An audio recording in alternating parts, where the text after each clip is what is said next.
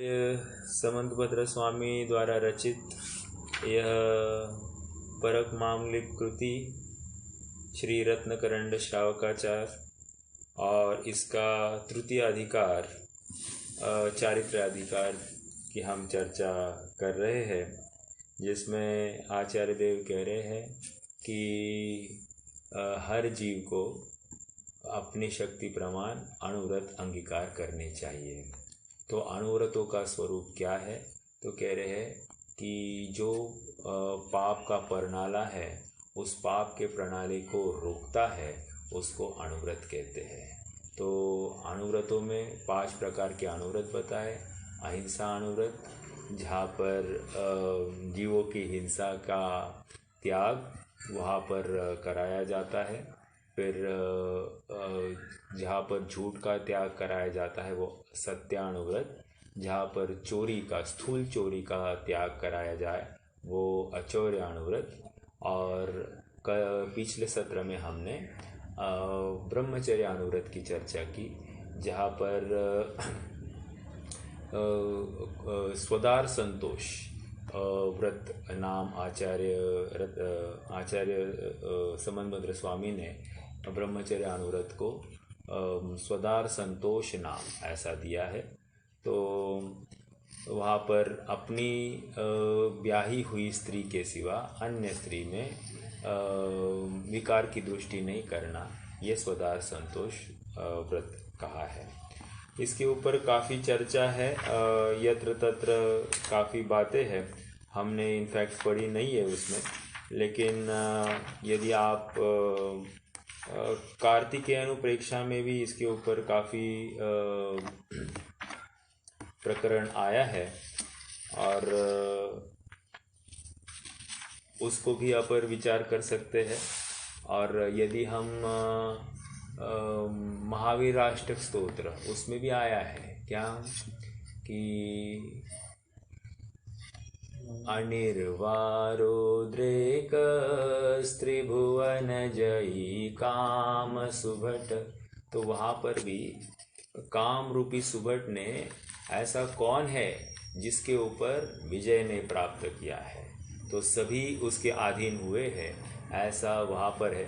और हे प्रभु, आपने उस काम रूपी सुभट को भी परास्त कर दिया है। तो वहाँ पर भी यथा योग्य प्रेरणा परक वचन, और इसलिए यहाँ पर कह रहे कि ब्रह्मचर्य अनुव्रत ये अत्यंत जगत पूज्य ऐसा अनुव्रत ऐसा व्रत माना जाता है। और उसकी हमने पिछली बार चर्चा की।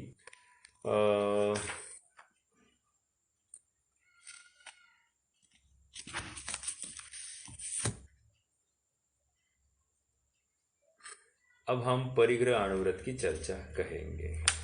परिग्रह परिमाण अणुव्रत कहिए, इच्छा परिमाण कहिए, या फिर यूँ कहिए कि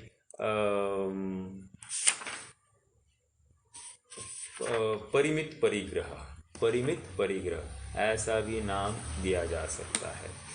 चलिए, तो अपन थोड़ी चर्चा अब परिग्रह परिमाण अणुव्रत की करते हैं। देखिए, तत्वार सूत्र में एक सूत्र आया है मूर्छा परिग्रहस्य, अर्थात वहाँ पर ये बता रहे हैं कि परिग्रह किसे कहना, तो कह रहे हैं मूर्छा ही परिग्रह है। देखो, 10 प्रकार के परिग्रह मतलब वहाँ पर ग्रहण करना, मतलब वस्तु को ग्रहण करना, उसको परिग्रह कहते हैं। चहु ओर से उसका संयोग जुटाना, इसको परिग्रह कहते हैं। लेकिन वहाँ पर थोड़ा सा आध्यात्मिक टोन तत्वार सूत्र में आई, मूर्छा ही परिग्रह है। तो ये कहकर आचार्य देव हमको कह रहे हैं कि मात्र आप स्त्री पुत्र धन धान्य वस्त्र या फिर क्षेत्र जमीन आदि का ही परिमाण करना, इसको आप परिग्रह परिमाण नहीं समझना। उसमें मूर्छा अर्थात उसमें अति आसक्ति अति तृष्णा का जो भाव है, उस भाव का जो अभाव होगा उसको ही परिग्रह परिमाण समझा जाए। ठीक है, तो वहाँ अपने अभिप्राय को लेकर बात चली। तो इसमें मूर्छा, परद्रव्य में मूर्छित ना हो इसकी रहे मुझको दया। तो परद्रव्य में जो आसक्ति है, अविवेक की बुद्धि है, उस अविवेक की बुद्धि का ही त्याग होना वही अपरिग्रह है। तो आइए हम पहले श्लोक पढ़ते हैं और फिर उसकी चर्चा भी यथाक्रम से करेंगे।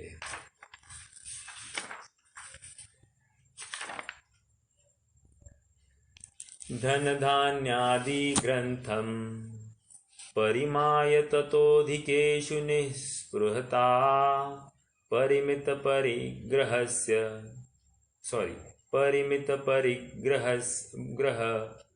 स्यादिच्छा परिमाणनामपि। फिर से कहेंगे, धन धान्यादि ग्रंथम परिमाय ततोधिकेषु निःस्पृहता परिमित परिग्रह स्यादिच्छा परिमाणनामपि। ओके, देखो इसमें दो बातें कहूँगा। जैसे अभी धन धान्यादि और वो ग्रंथ है, ग्रह है ना, तो वहाँ पर मिश्र अक्षर आया है। तो मिश्र अक्षर जब भी आता है तो वो दिक के ऊपर, दी के आगे ना थोड़ा सा दिक ऐसा प्रोनाउंस करते हैं। ओके, जैसे धन धान्यादिक ग्रंथम। ओके, तो फिर से ग्रंथम पढ़ना है, लेकिन दिक थोड़ा सा एक्स्ट्रा, एक अक्षर एक्स्ट्रा प्रोनाउंस करते, इस प्रकार करना। धन धान्यादिक ग्रंथम परिमाय ततोधिकेषु निःस्पृहता। देखो अभी सेकंड लाइन का पहले शब्द में भी वो ग्रह आया है ना, ग्रह, वहां पर फिर से होगा परिमित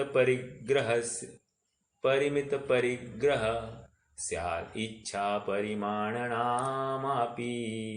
स्यादिच्छा परिमाणनामपि।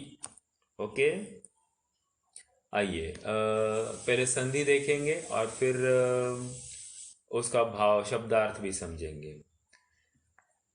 धन धान्यादि ग्रंथम, धन धान्यादि ग्रंथम परिमाय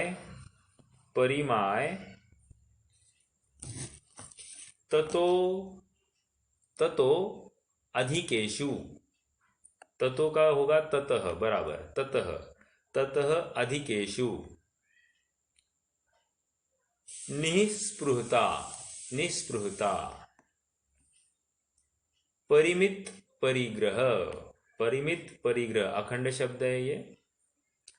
स्यात् इच्छा परिमाणनामपि। स्यात् इच्छा परिमाणनामपि क्या है देखते हैं। धन धान्यादि ग्रंथ, धन मतलब सोना चांदी हीरा आदि आदि जो कुछ है उसको धन में लेंगे, या पूर्व के काल में जो द्विपद चतुष्पद या फिर गोधन गजधन राजधन ये जो कुछ था, ये सब किस में लिया जाएगा, धन में लिया जाएगा। ओके, धान्य में क्या लिया जाएगा, जो कोई खान पान की सामग्री है उसको सब धान्य में लिया जाएगा। तो धान्य आदि ग्रंथम, ग्रंथ मतलब परिग्रह, तो इस न्याय से क्या हुआ, धन धान्यादि ग्रंथम, धन धान्यादि रूप परिग्रह। परिमाय मतलब लिमिटेशन रखकर, परिमाय लिमिट, एक सीमा, एक बाउंड्री। ओके, परिमाय। अब उसके क्या कह रहे, ततो अधिकेषु।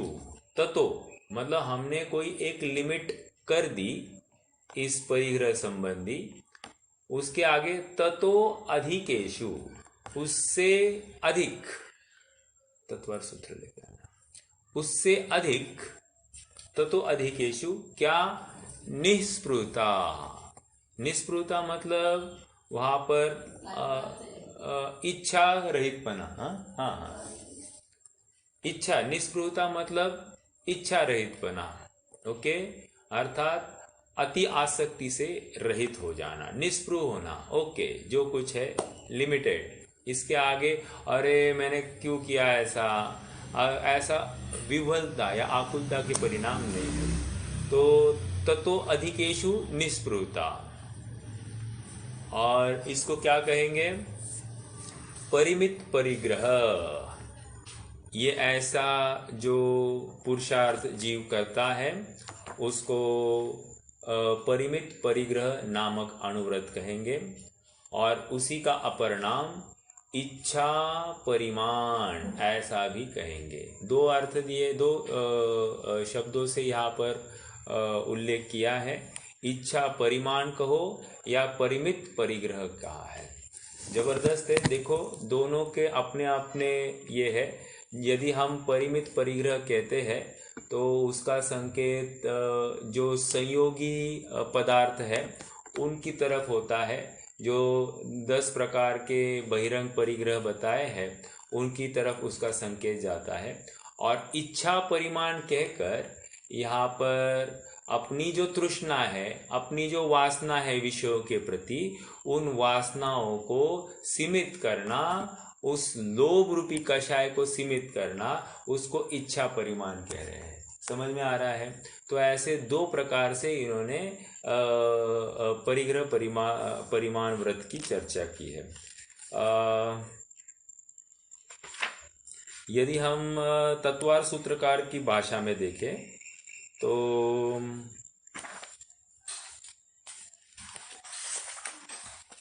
एक मिनट,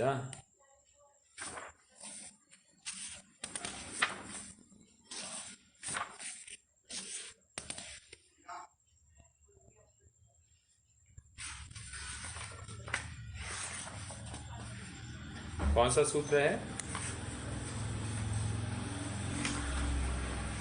क्षेत्र वास्तु हिरण्य सूत्र। हाँ जी, बराबर। सूत्र नंबर क्या है? 29 है। अच्छा,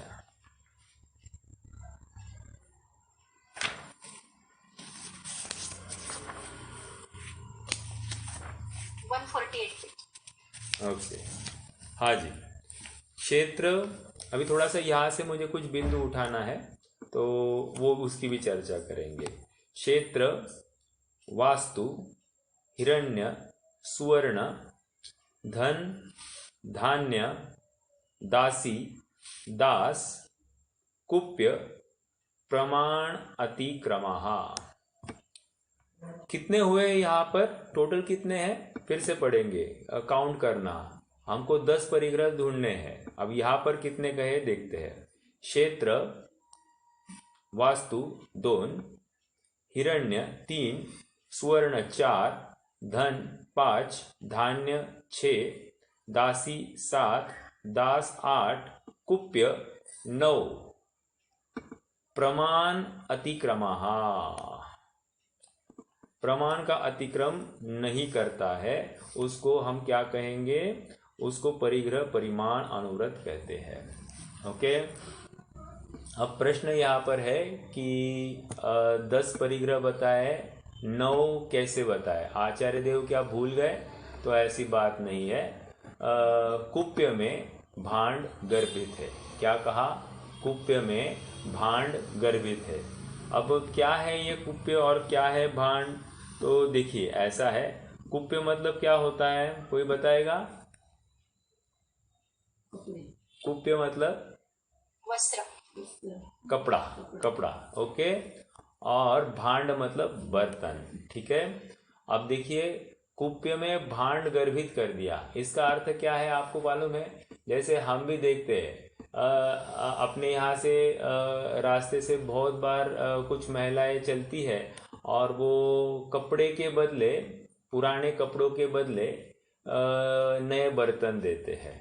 तो इस न्याय से वो कुप्य में भांड समाहित हो जाता है। ओके, तो इसलिए इसमें ज़्यादा आश्चर्य नहीं करना कि कुप्य और भांड नहीं अलग अलग होने चाहिए, तो यहाँ पर भांड गर्भित करके बताया है। ओके, अब टीकाकारों ने काफ़ी इसके ऊपर उहापोह किया है कि कुप्य में क्या क्या लिया जा सकता है और भांड में क्या क्या लिया जा सकता है। तो किन्हीं टीकाकारों ने ये बताया है कि कुप्य में आप बर्तन, एक मिनट, सॉरी, हाँ, धातु के बर्तन, कुप्य में धातु के बर्तन भी ले लेना। ओके, और भांड में देखिए थोड़ा सा विस्तार लिया है, जैसे धनिया है, जीरा है, इसको भी भांड में लिया है, बादाम है, छुआरा है, मिट्टी के बर्तन जिनका कोई मूल्य नहीं है, इनको भी भांड में लिया है। कुप्य में क्या है, धातु के बर्तन जिसका मूल्य है, और भांड में मिट्टी के बर्तन जिसका कोई मूल्य नहीं है, इनको भांड में लिया है। तो ऐसी भी अनेक विवक्षाएं आचार्यों की है, तो वो भी एक हमको समझनी चाहिए। दूसरी बात, क्षेत्र और वास्तु, पहले दो जो है ना, क्षेत्र और वास्तु, इन दोनों में क्या फर्क है? देखिए, क्षेत्र होता है खेती परक, अर्थात बिजनेस की बात होगी, बिजनेस का क्षेत्र होगा, उसको क्षेत्र लेंगे। ओके, व्यापार का जो कोई साधन होगा या अर्थार्जन का कोई साधन होगा, उसको क्षेत्र में लिया जाएगा। और वास्तु मतलब हमारे रहने की स्थान, अर्थात महल, कोठी, जो कुछ होगा उसको वास्तु लिया जाएगा। ओके, तो क्षेत्र हो गया, वास्तु हो गया। हिरण्य स्वर्ण तो सब मान्य है। धन धान्य, धन और धान्य का अर्थ यहाँ पर हमने देखा, धन में अपन गायों को ले सकते हैं, या फिर अनाज को ले सकते हैं। धान्य में अनाज ले लिया है, वहाँ पर गाय, धन में गाय आदि की बात है, तो उसको ही लिया जा सकता है। धन धान्य, दासी दास, दासी दास, यहाँ पर चेतन परिग्रह की बात आ गई, दासी और दास कहकर चेतन परिग्रह की बात आ गई। और कुप्य, इन सब के प्रमाण का अतिक्रम नहीं करना। ये तो तत्वार सूत्रकार की अपेक्षा है। ओके, लेकिन जो रत्नकरण श्रावकाचार्य समनभद्र स्वामी है, उनको थोड़ी सी अलग अपेक्षा वहाँ पर रखनी है। क्या है इनकी 10 परिग्रह, वो भी देखते हैं। देखिए,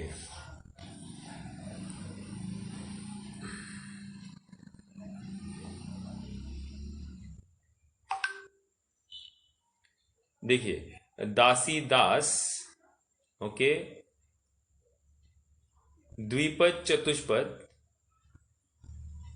दासी दास ये द्विपद, ओके, द्विपद चतुष्पद, ये ऐसे दो लिए। ओके, और क्या है, खेत, मकान, सोना, चांदी,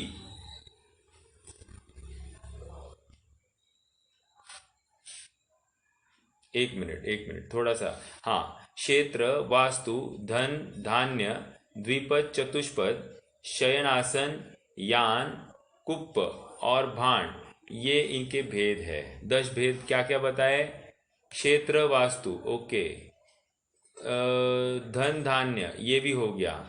द्विपद चतुष्पद, वहां पर क्या था, दास दासी था, ये दास दासी के बदले क्या लिया, द्विपद चतुष्पद लिया। ओके, शयनयान, शयनासन और यान, यान मतलब गाड़ी वाड़ी कुछ होगी, और शयनासन मतलब सोने के आसन। ओके,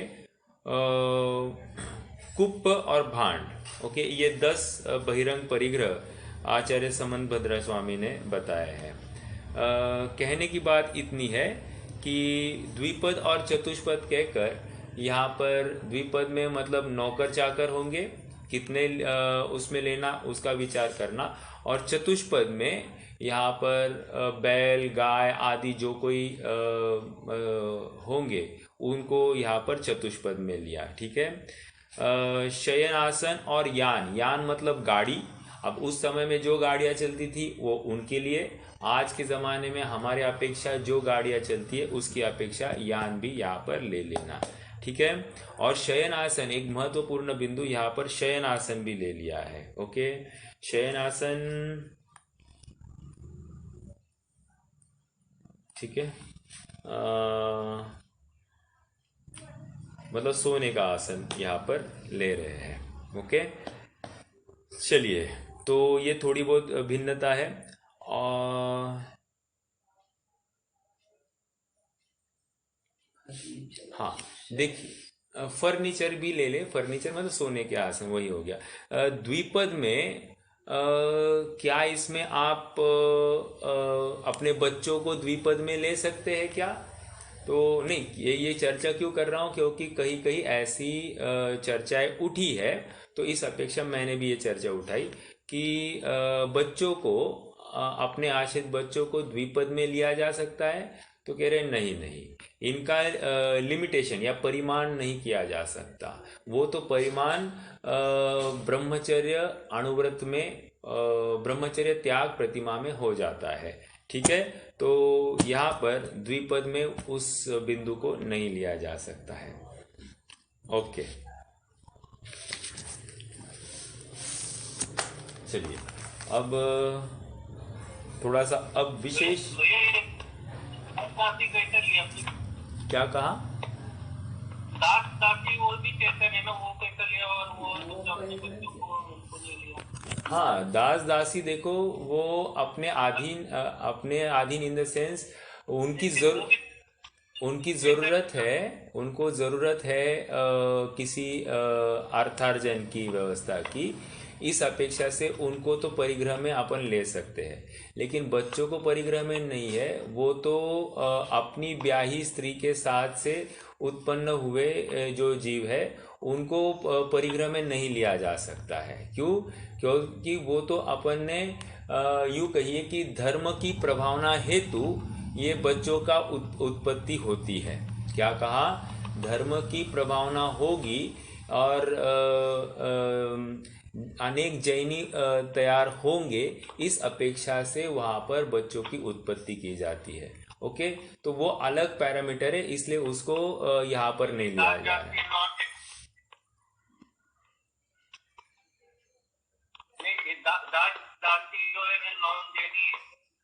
ऐसा नहीं है, दास दासी भी जैन हो सकते हैं, लेकिन किसी की आर्थिक विषमता होगी, फिर वो धनार्जन के कोई साधन ढूंढते हैं।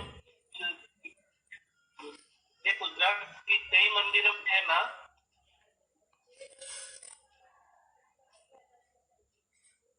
बोलिए।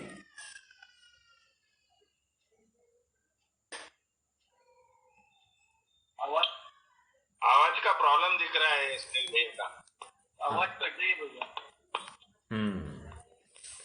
ठीक है, आवाज नहीं आ रही भैया आपकी? अभी आ रही है क्या? हाँ, बोलिए। एक मोटा नहीं, दास जाति ठीक है, नहीं मैं इसलिए पूछा क्योंकि कई मंदिरों में है ना जो पुजारी रहते ना, वो नॉन जैनी रहते। हाँ, बराबर है, नॉन जैनी रहते हैं। अब वो अलग मसला है भैया। एक्चुअली मंदिर में जो कोई साफ सफाई होती है स्वयं श्रावकों को करनी है, ये नियम है। ओके, मात्र अपन देव दर्शन करने के लिए जाए ये अपेक्षित नहीं है। वहाँ की सफाई और जो कुछ व्यवस्था है ये श्रावकों को करनी है, पूजा भी श्रावकों को करनी है, प्रक्षाल आदि भी श्रावकों को करना है। वो किसी पुजारी के आश्रित नहीं हो सकता है। तकलीफ क्या है? तकलीफ ये है कि उसके परिणाम कितने भीगे हैं, वो कितना भक्त है देव का, हमको मालूम नहीं। तो उसके परिणामों में अगर कोई अविवेक आया तो वो अविनय कर बैठेगा भगवान का, ये सहज ही संभव है। तो इसलिए क्योंकि वो तो बस अपना, जैसे फॉर एग्जांपल कोई जॉब करता है, तो जॉब करने वाला ऐसा कितना समर्पित होकर काम करेगा? अरे उनका है, उनका नुकसान हो गया तो उनका होने वाला है। तो जिस बुद्धि से वो वहाँ पर खड़ा है वो तो खाली अपनी ज़रूरत की पूर्ति के लिए वहाँ पर खड़ा है। तो इस अपेक्षा से पुजारी वहाँ पर एक्सपेक्टेड नहीं है। अब वर्तमान काल के परिप्रेक्ष्य में ये अलग बिंदु है, लेकिन जो मूल परंपरा है सो आपको बताइए, ठीक है।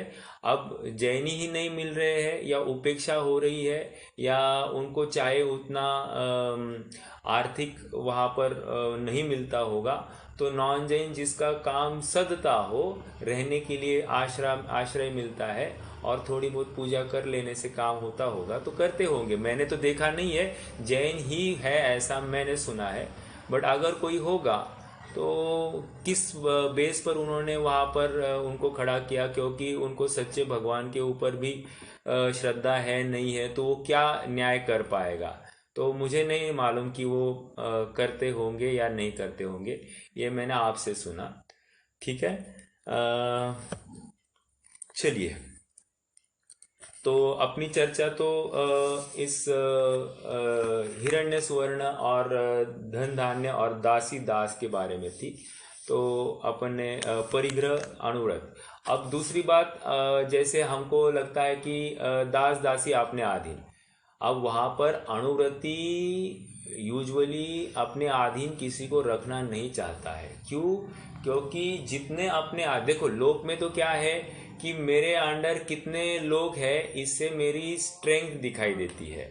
लेकिन अगर हम जिनागम के परिप्रेक्ष्य में देखें तो यहाँ पर कहते हैं कि आपके अधीन जितने लोग हैं उतने आप ज़्यादा पराधीन हो, ओके, या उतने आपकी आकुलता के चांसेस ज़्यादा है। मान लीजिए कि मेरे 20 लोग मेरे अंडर काम के लिए है, उसमें से कोई 5 जन नहीं आए, तो अब उन 5 जनों का काम कौन करने वाला है? तो इसको लेकर जो आकुलता बनेगी, तो कह रहे ये आकुलता ही मेरी पराधीनता का चिन्ह है, मेरे दुख का कारण बन सकता है। इसीलिए हमारे यहाँ पर जहाँ पर कोई अधीनता ना हो वो सुखी, और जहाँ अधीनता है वो दुखी। दिखाई देने में हमारे अधीन दिखाई दे रहे हैं वे लोग, लेकिन हम ज़्यादा पराधीन हैं, ओके। अब देखिए, अरहंत तीर्थंकर भगवान 3 लोक के नाथ क्यों है? क्योंकि उनको किसी की अधीनता नहीं है, अर्थात वे किसी के अधीन नहीं, एक बात, और दूसरा कोई उनके अधीन नहीं है। इस अपेक्षा से वे सबसे सुखी जीव है। कहने की बात इतनी है कि वहाँ पर भले ही समोशरण आदि की रचना है, परिग्रह है, लेकिन उस परिग्रह में वहाँ पर अपनत्व नहीं है, वहाँ पर कर्तृत्व नहीं है। इस अपेक्षा से वो अपना मानते नहीं है, इस अपेक्षा से वहाँ पर वे दुखी होने का कोई कारण नहीं बनता है, ठीक है। तो ये बात क्यों आई?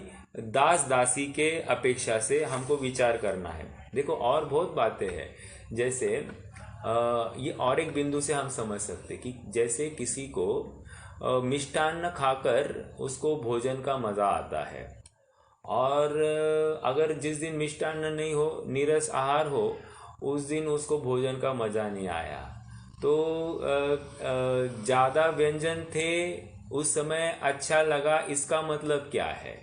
इसका मतलब ये है कि हमारे रसना की अधीनता ज़्यादा है, इसलिए हम पराधीन ज़्यादा है, तो हमारे दुख के साधन भी, कारण भी ज़्यादा दिखाई देते हैं। निष्कर्ष इतना है कि परिग्रह जितना कम हो उतना अच्छा है, समझ में आ रहा है। और जहाँ पर परिग्रह ज़्यादा वहाँ पर दुख ज़्यादा है, ये निश्चित है, अवश्यम भावी है। देखो एक सूत्र आया है तत्वार सूत्र में देवों के बारे में। जैसे जैसे ऊपर ऊपर के स्वर्ग में जाते हैं वहाँ पर सुख बढ़ता जाता है और परिग्रह घटता जाता है। क्या कहा? सुख बढ़ता जाता है और परिग्रह घटता जाता है। क्या है इसका अर्थ? मतलब परिग्रह घटने से सुख बढ़ता है, ये सीधा सीधा रिलेशन है। श्रेयांश कौन सा सूत्र है वो?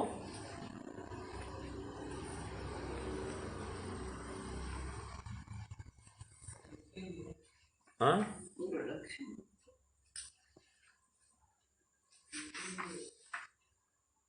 ठीक है। चौथे अध्याय में है देवों के आदि सुख, रुद्धि, हाइट, ये सब घटती जाती जैसे ऊपर ऊपर जाते हैं, सॉरी, हाइट घटते जाती है और उनके सुख बढ़ते जाता है, ये आया है। अभी मुझे वो सूत्र मालूम नहीं है, चौथे अध्याय में है वो। ठीक है, कोई बात नहीं। निष्कर्ष तो इतना है कि परिग्रह को लेकर दुख है, सुख नहीं है। अब थोड़ा सा और विचार करेंगे। विचार क्यों करना है?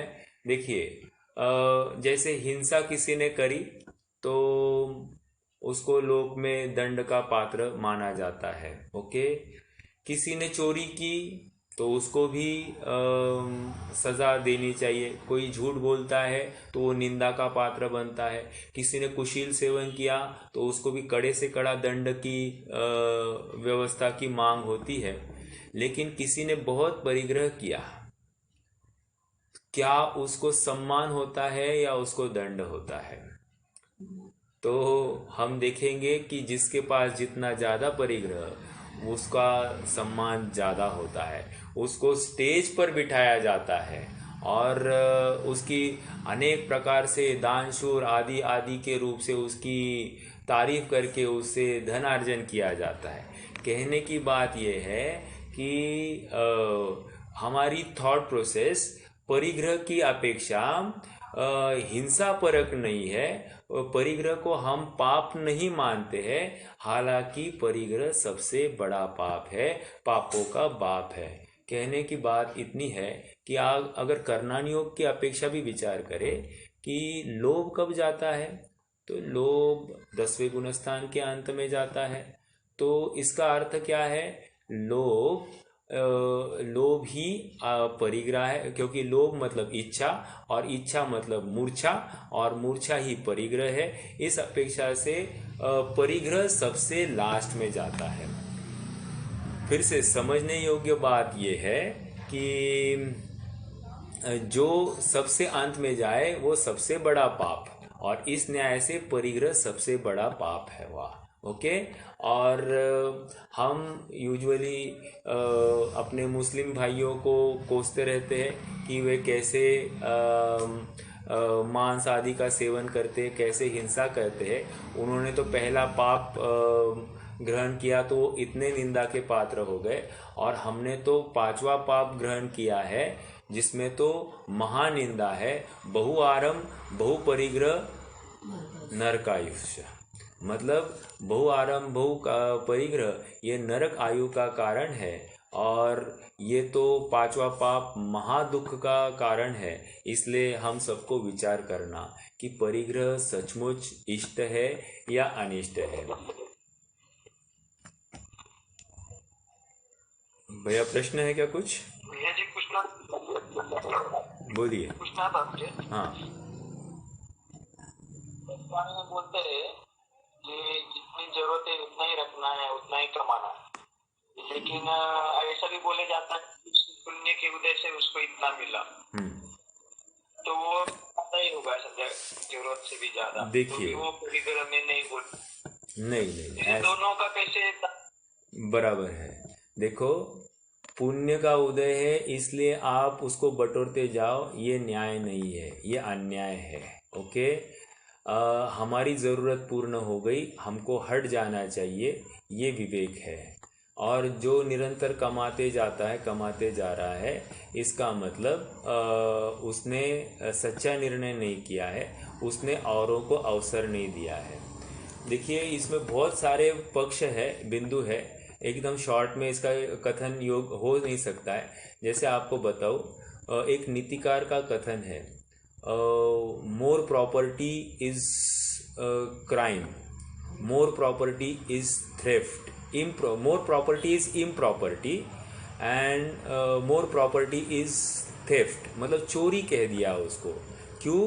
क्योंकि एक महल 100 झोपड़ी को जन्म देता है। क्या कहा? एक महल 100 झोपड़ियों को जन्म देता है। तो इसका मतलब क्या है कि हमने किसी का शोषण किया तब तो जाकर हमारे पास पैसा आएगा, शोषण किए बिना हमारे पास पैसा नहीं आ सकता। अगर आप आत्मानुशासन में एक श्लोक आया है जहाँ पर उन्होंने ये कहा कि वहाँ पर ये आया कि सुताम सताम मतलब साधु पुरुषों के ज़्यादा धन हो ही नहीं सकता है, और जिनके पास ज़्यादा धन है वो नियम से पाप से अर्जित किया हुआ धन ही होना चाहिए। ये न्याय है, मतलब इसी प्रकार से हुआ होगा, नहीं तो इस काल में ज़्यादा धन हो ही नहीं सकता, ऐसा स्पष्ट उल्लेख वहाँ पर आया है। कहने की बात इतनी है कि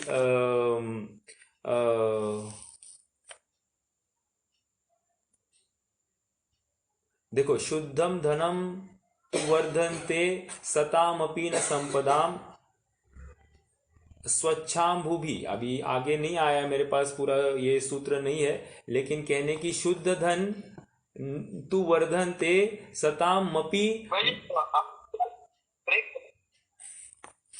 वॉइस ब्रेक हो रहा है, अब आ रहा है? मेरी आवाज आ रही है क्या?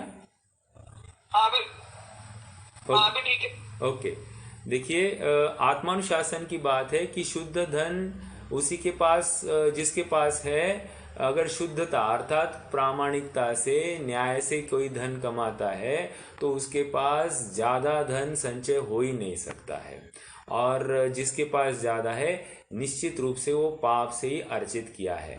कोई कहेगा हमारे पुण्य का उदय, हम उसको क्यों टालें? तो यहाँ पर कह रहे हैं कि आपकी ज़रूरत कितनी है। यदि आपके ज़रूरत से ऊपर भी आप कमाते जा रहे हैं तो ये भी अन्याय उपार्जित धन माना जा रहा है। ओके, अपने यहाँ पर थोड़ी नीति गलत है, मतलब अलग है, ऐसा कहेंगे। देखिए, कोई कहेगा हम टैक्स भरते और जैसे का जैसा, मतलब 30% के स्लैब में बैठते हैं, हम 30% भरते हैं, नहीं कह रहे। वो भी जो है, आपकी जरूरत से ज्यादा आपने धन अर्जन किया, ये भी पाप है। ये यहाँ अपने यहाँ का न्याय है। कह रहे कि हमारी जरूरत जितनी है उतना ही हमको कमाना चाहिए। ओके, हम 7-7 पीढ़ियों को के लिए हम कमाते बैठे, ये योग्य नहीं है। यहाँ पर कह रहे हैं कि दिस इज ग्रीड, ज्यादा तृष्णावान होकर हमने प्रवृत्ति की है और इसलिए ये परिग्रह ही है, और इस परिग्रह के बल स्वरूप हमारा ये दुर्गति संभव है, क्योंकि उसमें जितने पुरुषार्थ करके हमने धन अर्जन किया है, निश्चित रूप से वहाँ पर अपनत्व या स्वामीपना स्थापित होता है, और जैसे ही स्वामीपना स्थापित होता है तो उसके छूटते हुए हमको अत्यंत दुख और हमारे परिणाम संक्लेश रूप होते हैं, और उस संक्लेश को लेकर ही ज़्यादा बंध संभव है। समझ में आ रहा है? इसलिए एक आत्मानुशासन में तृष्णा के लिए एक श्लोक लिखा है गुणभद्र स्वामी ने। कह रहे, आशागर्त प्रति प्राणी यस्मिन् विश्वमनुपमं कस्य किं कियदा याति वृथाव विषयशिता। क्या कह रहे हैं कि आशा रूपी गड्ढा या इच्छा रूपी तृष्णा रूपी गड्ढा इस जीव का इतना बड़ा है कि यस्मिन विश्वम अनुपमम, विश्व की सारी संपदा यदि इसमें डाल दी जाए तो भी, इस आशा रूपी गड्ढे में डाली जाए तो वो भी अणु के समान है। अब ये एक जीव की इच्छा है, कह रहे अब अनंत जीव है, अनंत जीव की इच्छा को पूर्ण करने के लिए कुछ भी नहीं बचा है। इसलिए कह रहे तुम्हें जो ये विषयों की अभिलाषा है ये वृथा है, ये त्यागने योग्य है।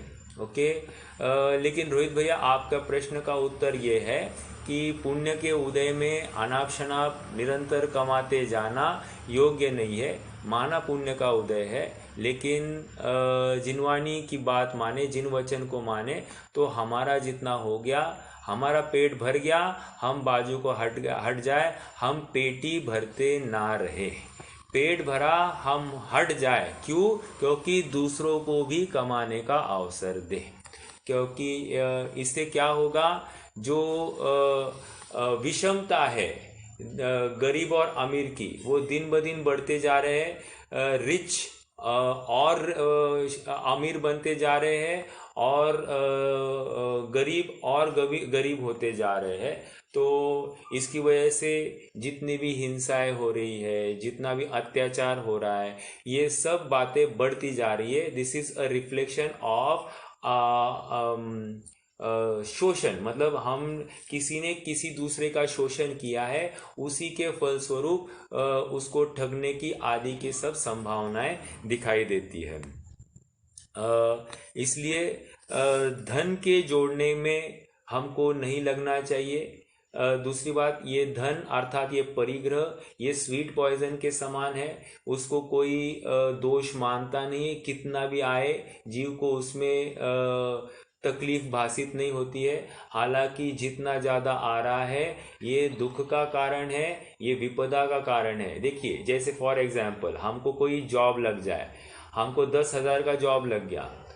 अब तुरंत हमको क्या है, पहले जॉब नहीं था, तुरंत हमको एक 10,000 का जॉब लग गया, तो वेरी नेक्स्ट मोमेंट क्या विषय है, अब अगला जॉब मेरा 15,000 का होना, या 15,000 कब होंगे इसका विचार चालू हो जाता है। जैसे ही 15,000 हो गए, 25,000 कब होंगे, 25,000 हो गए, 50,000 कब होंगे। हम रुकने के लिए तैयार नहीं है। इसलिए श्रीमद् राजचंद्र जी ने बहुत अच्छा एक छंद लिखा है। मैंने पहले भी सुनाया है वो छंद, लेकिन अब इस प्रसंग में फिर से सुनाऊंगा। बहुत मार्मिक है, जरा उपयोग देकर सुनिए। देखिए, हती दीन ताई त्यारे ताके पटेलाई आने, ये गुजराती में है, मैं समझाऊंगा आपको, पहले थोड़ा सा उपयोग देकर सुनिए। हती दीन ताई त्यारे ताके पटेलाई आने, मली पटेलाई त्यारे ताके छे छटाई ने। अर्थ भी करते जाते तो इजी हो जाएगा। हती दीनताई मतलब, हती मतलब थी, क्या थी, दीनताई मतलब बहुत गरीब था।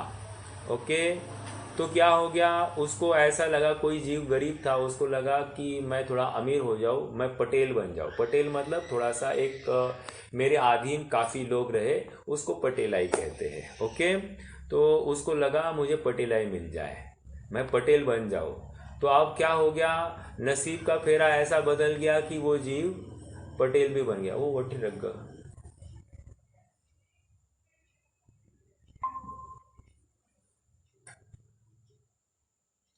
आवाज आ रही है मेरी?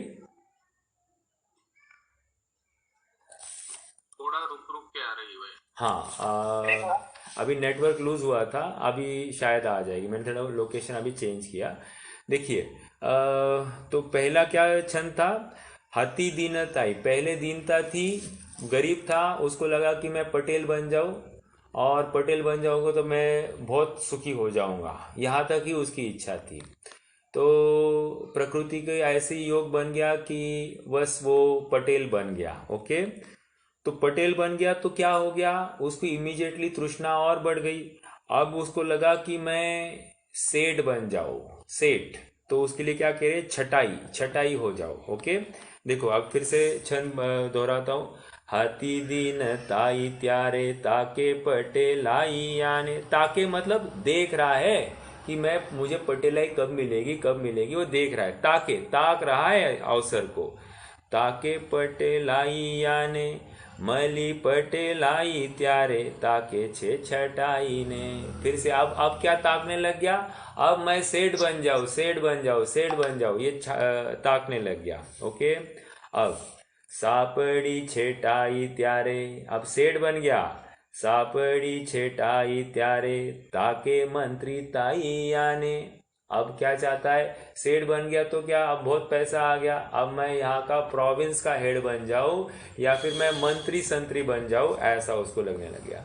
सापड़ी छेटाई त्यारे ताके मंत्री ताई आने, आवी मंत्री ताई त्यारे ताके नृप ताई ने। मंत्री हो गया, मंत्री पर रुकना नहीं, अब डायरेक्ट नजर सिंहासन पर है, मंत्री से अब राजा बनना है उसको, नृपताई, नृपताई। मलिन रूपताई त्यारे ताके देवताई आने। अब इन रूपता भी मिल गई, अब क्या है, देवता बनना है अब उसको, ठीक है, जगत पूज्य बनना है। हाँ देखिए क्या है, मलिन रूपताई त्यारे ताके देवताई आने, दीठी देवताई त्यारे ताके शंकराई ने। अब देवता भी पद मिल गया, लोग में बहुत पूज्यता हो गई, देव मानुष कहने लग गए, सबको तारणहारा ऐसा कहने लग गए। अब क्या है, अब उसको शंकराई बननी है। ये कब लिखा है उन्होंने, वे जब वैष्णव धर्म में थे ना, तब लिखा था, ठीक है। अहो राजचंद्र मानो मानो शंकराई मली, वधे तृष्णाई तो ये जाए न मराई ने। मतलब तृष्णाई बढ़ी तो ये मतलब कहा जाकर अभी मरण सामने आ गया है, और तृष्णाई निरंतर बढ़ती जा रही है, घटती नहीं जा रही है। इसका तुम्हें विचार है या विवेक है क्या? तो इसलिए कह रहे हैं कि जहाँ कुछ थोड़ा बहुत मिलता है, अपना कार्य सच सकता है, अपना मोक्ष मार्ग में प्रवृत्ति हो सकती है, जिन वचनों में हमारी प्रवृत्ति हो सकती है, तो हमको वही रुक जाना चाहिए और की वांछा नहीं करनी चाहिए। ओके, तो ये बात आ गई। एक नीतिकार ने और कहा है, तृष्णा न जीर्णा वयमेव जीर्णा। मतलब तृष्णा कभी जीर्ण नहीं होती, वो और तरुण होती रहती, तरुण होती है ना। अपन पंडित भारती जी ने भी लिखा है ना, किंतु पल पल विषय तृष्णा तरुण होती जा रही। क्या है, मतलब आयु तो घटते जा रही है, मरण के पास पहुंचते जा रहा है, लेकिन इंद्रियों की वासना, इंद्रियों की तृष्णा और बढ़ती जा रही। इसका क्या हो गया, उसका क्या हो गया, खाने में क्या चाहिए, ये चाहिए, वो चाहिए, सभी विषयों की तृष्णा निरंतर बढ़ती जा रही है। तो ये कह रहे हैं कि जीव निरंतर आकुल हो रहा है, उसको नवीन नवीन की तृष्णा बढ़ती जा रही है, और ये तृष्णा ही मूर्छा है, मूर्छा ही अविवेक है, और इस अविवेक के बल पर इसका निरंतर परिग्रह बनते जा रहा है। ओके, द्वादश क्या है, सॉरी, द्विविध संग बिना, द्विविध संग मतलब कौन से, अंतरंग परिग्रह और बहिरंग परिग्रह। अंतरंग परिग्रह कितने हैं, 14 है, और बहिरंग परिग्रह 10 है, जिनकी हमने चर्चा की।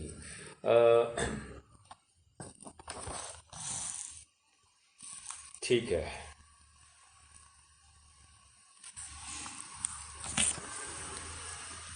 आइए अब थोड़ा सूत्र का कुछ बचा है क्या, नहीं, एक बार सूत्र पढ़ते हैं और फिर अपन अगले सूत्र की तरफ बढ़ जाएंगे, श्लोक की तरफ। धन धान्यादि ग्रंथम परिमाय ततोधिकेषु निःस्पृहता, परिमित परिग्रह ग्रहस्यादिच्छा परिमाण नामापि, इच्छा परिमाण नामापि। ओके, आइए अब परिग्रह परिमाण अनुव्रत के अतिचार गिना रहे हैं। अतिचार मतलब क्या, कि कोई दोष न लग जाए ऐसा, या जो अनुव्रत है इसमें कोई दोष आ जाए तो उसके आने से पहले ही कहाँ कहाँ दोष हो सकते हैं इसका ज्ञान कराया जा रहा है। तो ये जीव उन सीमाओं का उल्लंघन नहीं करता है, अर्थात ये लक्ष्मण रेखा है, लक्ष्मण रेखा को लांघा नहीं जाता है, लांघते ही प्रतिकूलता हमारे सामने खड़ी है ऐसा समझना चाहिए। मतलब व्रती इसका निरंतर ध्यान रखते हैं। सब सूत्र श्लोक पढ़ते हैं। अतिवाहनाति संग्रह विस्मय लोभाति भारवह नानी, परिमित परिग्रहस्य च विक्षेपः पंचलक्षन्ते। फिर से, अतिवाहनाति संग्रह विस्मय लोभाति भारवहनानि परिमित परिग्रहस्य च विक्षेपा पंचलक्षन्ते। क्या कह रहे हैं थोड़ा देखिए, संधि देखते पहले। अतिवाहन, अतिवाहन, वाहना है ना, तो उसमें से अ बाहर निकलेगा। अति संग्रह, दो हो गए, एक अतिवाहन, अति संग्रह। विस्मय, विस्मय, लोभ, अति भार वहनानी, अति भार वहनानी, पकड़ में आ रहा है। परिमित परिग्रहस्य च, परिमित परिग्रहस्य च विक्षेपा पंचलक्षन्ते, विक्षेपा पंचलक्षन्ते। विक्षेपा मतलब क्या? अतिचार। विक्षेपा मतलब अतिचार। पंच, पंच मतलब पांच, लक्षणते मतलब ऐसे 5 लक्षणों से युक्त अतिचार बताए हैं। कौन से हैं 5 लक्षण? तो देखते हैं अभी। अतिवाहन, अतिवाहन मतलब क्या? अतिवाहन मतलब जितनी कैपेसिटी है, कैपेसिटी से ज्यादा। अति, अति मतलब तुम अति कर लेते हो, तो अति मतलब जितना एक्सपेक्टेड है उससे ज्यादा कर लेते हो। ओके, अति। तो अब क्या क्या अति है? तो कह रहे अतिवाहन, अतिवाहन। देखो, अति तिथे माति, ऐसा हमने भी सुना है। मतलब जहाँ जहाँ अतिरेक होता है, अतिपना होता है, वो सब मिट्टी पलित हो जाता है। ओके, तो क्या कहाँ कहाँ अतिरेक हो सकता है? बहुत मैत्री करनी, बहुत प्रेम करना, बहुत ही हर जगह पर ज़्यादा ज़्यादा करना, वो क्या हो सकता है? उससे ज़्यादा दुख के प्रसंग बन जाते हैं। ठीक है, तो अतिवाहन क्या आ रहा है यहाँ पर? अतिवाहन, अतिवाहन मतलब कैपेसिटी से ज़्यादा किसी चीज़ का इस्तेमाल करना। जैसे अब इसमें एग्जाम्पल दूंगा। वाहन मतलब यहाँ पर पूर्व के ज़माने की बात चलेगी तो कोई बैलगाड़ी होगी तो उसके ऊपर ज़्यादा, वो तो अति भारारोपण में जाएगा, वो बैल से ज़्यादा काम कराना। ओके, जैसे उसकी कैपेसिटी है 1 एकड़ खेत को जोतने की, और हम उससे 2 एकड़ खेत जोत कर ले ले, तो ये क्या हो गया? अतिवाहन। आप कहोगे ये भार, अति भार में भी गया। हाँ, किसी अपेक्षा से भार में भी जाता है, लेकिन उन्होंने अलग से उसका कथन किया है। तो अपन अभी इसको अतिवाहन में मतलब एक्सेस चलाना, किसी भी चीज को ज्यादा चलाना, इसको अतिवाहन कह रहे हैं। कैसे लग सकता है? और ऐसे भी लग सकता है कि हमने किसी से कुछ पैसों का सौदा किया। ओके, उसमें वो इतना काम करने वाला है और उससे थोड़ा एक्स्ट्रा काम अतिवाहन कर लिया। ओके, या फिर ऐसा हो सकता है कि एक दिन के लिए हमने कोई मजदूर को बांध लिया और उसकी अब एक दिन है ना, तो एक दिन में हम उसको ज्यादा काम दें, उसकी कैपेसिटी से ज्यादा, तो ये क्या होगा? कैपेसिटी नहीं पकड़ना, उसको एक्सेस में चलाना, उससे एक्सेस में काम कराना, ये अतिवाहन में जाएगा। ओके, अति संग्रह, अति संग्रह मतलब, संग्रह मतलब इकट्ठा करना।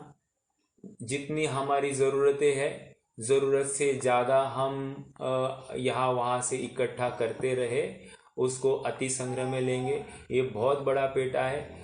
रुपया पैसा अति संग्रह करना, कपड़े आदि अति संग्रह करना, बर्तन आदि का अति संग्रह, अपने गहने आदि का अति संग्रह। ठीक है, कितनी सारी बातें हैं, सबका संग्रह करना, गाड़ियों का अति संग्रह करना, या जूते चप्पल आदि का अति संग्रह हो सकता है। तो इसका बहुत बड़ा पेटा है। हमारे विचार का सीमा जितनी है उतनी अपन उसका विचार करें। अति संग्रह। आगे क्या कह रहे हैं? विस्मय। विस्मय, विस्मय मतलब क्या? तो कह रहे हैं संग्रहित वस्तु को वर्तमान भाव से बेच देने पर किसी का मूल नहीं, यह अति विस्मय नाम का, हाँ बराबर। देखो मूल में भी वसूल नहीं हुआ और दूसरे के द्वारा ठहरा कर बेचने पर उसे अधिक लाभ हुआ, इस स्थिति में लोभ के आवेश में अति विस्मय अति खेद करता है। ओके, यहाँ पर कह रहे हैं विस्मय मतलब कोई चीज़ है, मैंने एक चीज़ ली और उस चीज़ को मैंने थोड़ा स्टोर करके रखा जिससे मुझे उस चीज़ को लेकर मुझे भविष्य में ज़्यादा लाभ होगा। तो ये लाभ की वांछा से किसी चीज़ का स्टोरेज करके रखना, ये अति विस्मय कहा जा रहा है। ओके, भैया हाँ बोलिए। मेरे यहाँ पे अलग है एक, मैं बोलिए ना। दूसरों के यहाँ बहुत संपत्ति, बहुत परिग्रह, अनेक देशों की वस्तुएं तथा जो कभी नहीं देखी ऐसी वस्तुओं को देखकर सुनकर आश्चर्य करना, वह विस्मय नाम का अतिचार है। अच्छा, ठीक है ठीक है। मतलब वहाँ पर सरल शब्दशः अर्थ लिया है कि विस्मय मतलब उन्होंने ये लिया कि आश्चर्य, मतलब किसी को अभी मान लीजिए कि अरे इसके पास गाड़ी आ गई, तो गाड़ी आ गई, ये अति विस्मय, अति विस्मय मतलब वहाँ पर आश्चर्य प्रकट करना, विस्मय प्रकट करना कि ऐसा कैसे हो गया। हमारे एक्सपेक्टेशन से ज़्यादा सामने दिखाई दे तो हमको आश्चर्य व्यतीत होता है, तो वो उस रूप से वहाँ पर लिया है। ठीक है, वो भी एक परिप्रेक्ष्य में लिया जा रहा है। यहाँ पर ये दिया है, देखिए मैं पढ़ता हूँ। विस्मय, संग्रहित वस्तु को वर्तमान भाव से बेच देने पर किसी का मूल भी वसूल नहीं हुआ और दूसरे के द्वारा ठहर कर बेचने पर उसे अधिक लाभ हुआ, इस स्थिति में लोभ के आवेश में अति विस्मय अति खेद करता है, अतः यह अति विस्मय नाम का अतिचार। तो वो एक्सपेक्ट करता है कि ज़्यादा मिलना चाहिए, इस रूप से ले लीजिए तो भी कोई हर्जा नहीं है।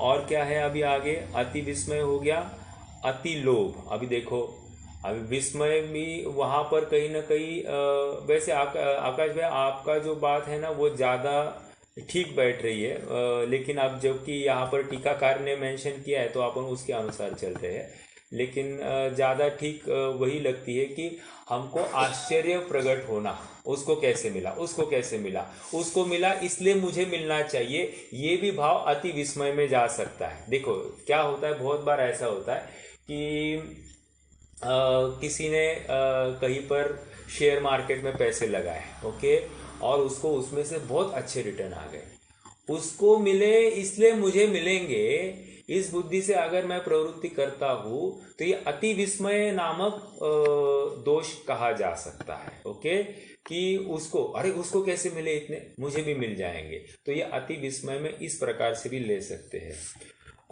अति लोभ मतलब क्या? विशिष्ट लाभ मिलने पर भी अधिक लाभ मिलने की इच्छा। ये सच कहता हूँ आपको, मतलब मेरी आप बीती है।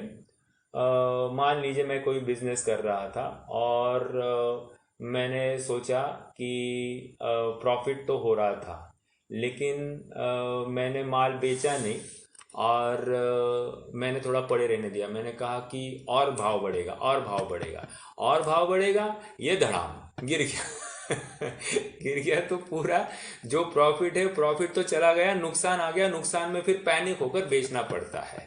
तो ऐसे बहुत से प्रसंग बनते हैं, तो अति लोभ भी बहुत खतरनाक है। तो थोड़ा बहुत प्रॉफिट मिलता है उसको बुक करके हमको व्यापार करना चाहिए। अति लोभ की भावना से किया गया कोई भी इंटेंशन से कोई भी इन्वेस्टमेंट है वो दुख का कारण भी बन सकता है, अति लोभ।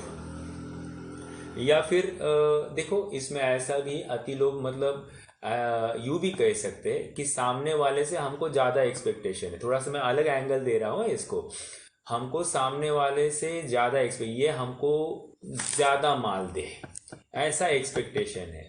ये एक्सपेक्टेशन भी अति लोभ है। क्यों? यदि हमको सामने वाला उतना माल नहीं देता है तो भी हमको दुख हो जाता है। इसलिए अति लोभ ये भी दुख का कारण हो गया। एक छोटा सा उदाहरण, जैसे हम कोई सब्जी आदि खरीदने जाते हैं तो सब्जी वाला थोड़ा सा एक्स्ट्रा नहीं दे तो हमको क्या होती है, वो थोड़ा सा झुकता हुआ माप दे, तो ये झुकता हुआ माप भी हमारे लिए ये दुख का। और उसमें मान लो हमारी मान लीजिए कि थोड़ी सी ऐसे ही हमको ये कर दिया, तुच्छ भावना से देख लिया, तो कितना इंसल्ट जैसा हो गया। तो अति लोभ भी हमको दुख का कारण बन सकता है। ओके। और अति भारारोपण, अति भारारोपण मतलब सामने वाले की शक्ति से ज्यादा काम कराना, उसको अति भारारोपण। अभी वो चलने के रूप में था, यहाँ पर उसके ऊपर भार लादने के रूप में है। जैसे अब बैलगाड़ी है, बैलगाड़ी पर सामान ज्यादा ढोना, ये अति भारारोपण हो गया। और बैलगाड़ी को एक 50 किलोमीटर चल सकती थी, आपने 70-75 किलोमीटर चलाई या 100 किलोमीटर चलाई, तो ये अति वाहन, एक्स्ट्रा आपने उसका ये किया। देखो ये तो हमने सब पर वस्तुओं के ऊपर लगाया। ये सारी बातें हम अपने शरीर के ऊपर भी लगा सकते हैं। जैसे हमारे शरीर की कैपेसिटी है 8 घंटे काम करने की, और हमने 10 घंटे 12 घंटे इसको चलाया, तो क्या हो गया, अति वाहन हो गया। साथ साथ क्या हो गया, इसके ऊपर भार भी चला, क्योंकि जितना भी काम होगा उसमें हमको थोड़ा बहुत स्ट्रेस जैसा प्रतीत होगा, तो ये अति भार भी हो गया। शरीर की ताकत नहीं थी फिर भी हमने उसको चलाया, तो ये भार भी आ गया, और उसको अति वाहन भी कहा जा सकता है। ओके। जिससे क्या होता है, स्वास्थ्य की क्षति, और स्वास्थ्य की क्षति को लेकर फिर से हमारे उसके पीछे पैसा खर्चा होना है। तो ये लोभ कहीं ना कहीं शरीर के लिए बाधक भी है, दुख का कारण है, आने में ये प्रतिकूलता का भी कारण बन सकता है ना। तो अति भारारोपण ये भी एक बात यहाँ पर आ गई। अब देखिए बस एक बिंदु लेता हूँ और फिर रुक जाएंगे। तत्वार सूत्रकार ने ये अतिचार कुछ अलग गिनाए हैं। उन्होंने क्या कहा है, ये क्षेत्र वास्तु हिरण्य सुवर्ण धन धान्यादि दास कुप्य प्रमाण अतिक्रमाः, ठीक है। तो प्रमाण अतिक्रम कहकर उन्होंने मात्र इतना बताया कि इनका कोई अतिक्रम करता है, बस यही अतिचार हो गया। ओके। लेकिन रत्नकर्ण शावकाचार्य वालों को थोड़ी सी विवक्षा अलग है। वो इन सबको तो गर्भित कर ही रहे हैं, लेकिन वे और कुछ बात कहना चाहते हैं। और बात क्या कहना चाहते हैं कि जैसे आपको बताओ कि ये क्षेत्र वास्तु हिरण्य सुवर्ण ये सब किस में जाएगा, अतिवाहन, अतिवाहन में जाएगा, क्योंकि वो या अति संग्रह में जाएगा। तो ये इस प्रकार से वो तो सब चलाई जा रही है, लेकिन साथ साथ ये भी है कि उनको भाव पक्ष के ऊपर भी ध्यान देना है। वे कह रहे हैं कि यहाँ पर मूल में तो भूल आपकी तृष्णा की है, आपके संयोगों में लिमिट करना नहीं है उनको, आपके परिणामों में जो परद्रव्य के प्रति जो आसक्ति है उस आसक्ति को तलाशना है और उस आसक्ति को घटाने का भावना है। तो यहाँ पर रत्नकर्ण शावकाचार्य वाले समंतभद्र स्वामी को थोड़ी सी व्यापक सोच से उन्होंने यहाँ पर अतिचार गिनाए हैं, और तत्वार सूत्रकार ने एक कन्फाइंड मात्र वो 10 बहिरंग परिग्रह को लेकर उन्होंने वहाँ पर अतिचार, उनका अतिक्रम करना, उनको उल्लंघन करना, उसको अतिचार कह दिया है। तो थोड़ा सा कन्फाइंड है वहाँ पर उनकी थॉट प्रोसेस, यहाँ पर व्यापक है। अपन इसकी चर्चा और करेंगे, इसकी भावनाओं की भी चर्चा है, और यथाक्रम अपन विषय को कल बढ़ाएंगे। ठीक है। कोई प्रश्न है क्या, प्रश्न पूछ सकते हैं? बोलिए बोलिए। परिग्रह के परिणाम मोह के उदय से भी बोले जाएगा क्या? फिर से बताइए भैया, मोह के उदय से क्या कहना है? परिग्रह को, परिग्रह के जो परिणाम होते हैं, हाँ, ये मोह के उदय से भी बोले जाएगा ना? मोह के उदय से ही होता है। परिग्रह करने का भाव जो कोई है, देखो संकलन इकट्ठा करना ये मोह का ही परिणाम है। तृष्णा इज मोह, और मोह वो लोभ का प्रतीक है। ठीक है, तो ये निश्चित रूप से मोह से ही ये प्रवृत्ति होती है। और मोह मतलब यहाँ पर दर्शन मोह और साथ साथ चारित्र मोह, ये ऐसा दोनों लगाना। मतलब मोह, ये मूर्छा मतलब क्या है मालूम है? मूर्छा मतलब ये इसको सुध-बुध नहीं है। जैसे देखो, अन्य पापों को मूर्छा नहीं बताया है, ठीक है, वहाँ तो प्रमत्त योगात बताया, बराबर। प्रमत्त योगात, प्रमाद के योग से, मतलब लेकिन यहाँ पर मूर्छित होकर कह रहे हैं, प्रमाद के योग से नहीं कह रहे हैं, मूर्छित होकर, अर्थात सुध बुध खो के यहाँ पर प्रवृत्ति हो रही है। मूर्छा किसको आती है मालूम है? जैसे किसी ने शराब पी है, तो शराब पिए वाला मूर्छित हो जाता है। मूर्छित मतलब माँ को पत्नी कहता है, पत्नी को माँ कहता है, कुछ का कुछ बोल देता है। इस प्रकार उसकी बुद्धि मतलब नाश को प्राप्त होती है। ऐसा यहाँ पर कह रहे हैं कि परिग्रह संबंधी इस जीव को मूर्छा हो जाती है और उसको विवेक से रहित हो जाता है। बस एक ध्येय की पूर्ति के लिए एक उसमें ही दिन रात प्रवृत्ति करता है और अपना वर्तमान खो बैठता है। ऐसा सहज ही इस परिग्रह के वजह से हो जाता है। तो इसको लोभ में ही लेना चाहिए, लोभ के कारण ही होता है। ठीक है, ठीक है, ओके। रुकते हैं, कल इसकी और चर्चा करेंगे। निज निधि निज में बताई, यह अनंत उपकार है। इसके लिए जिन वाणी माँ को वंदना शत बार है। इसके लिए जिन वाणी माँ को वंदना शत बार है।